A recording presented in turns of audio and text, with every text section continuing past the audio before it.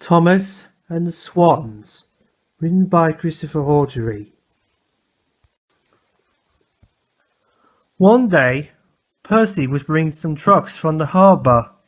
Suddenly, a bird flew out of the bragging and hit Percy's thing with a thump. "Ouch!" exclaimed Percy. He wasn't hurt, but the poor bird flew beside the line. They stopped, and the driver put the bird in his cab. It had been badly hurt, and they decided to take it to the vet.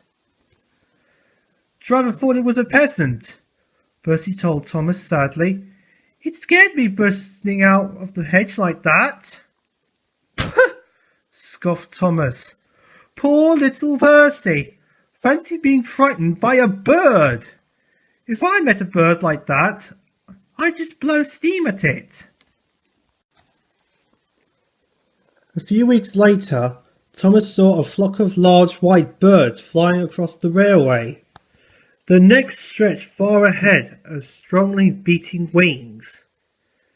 He wondered what they were. "They're swans," said his driver. "Swans were royal birds once, and some still belong to the Queen." "What does she want them for?" Thomas asked. "And why are they here? Did she bring them when she came to our railway last year?" His driver laughed. "No, Thomas," he said. "Only the swans on the river near her castle belong to her. But all swans are protected birds, which means no one must hurt them." "But what if we run into one by accident, like Percy's peasant?" said Thomas. The driver scratched his head. "I don't know," he said. "I think we'd rather not find out." The next day, Thomas stopped for water at the station by the river. As the water gurgled into his tank, Thomas saw something ahead of him on the bridge. It looked like an old newspaper. "It's a very clean old newspaper," thought Thomas as he started away. But his driver had noticed it too. Suddenly, he put on the brakes. When they stopped, Thomas realized that it wasn't a newspaper. He was face to face with a large, very cross swan.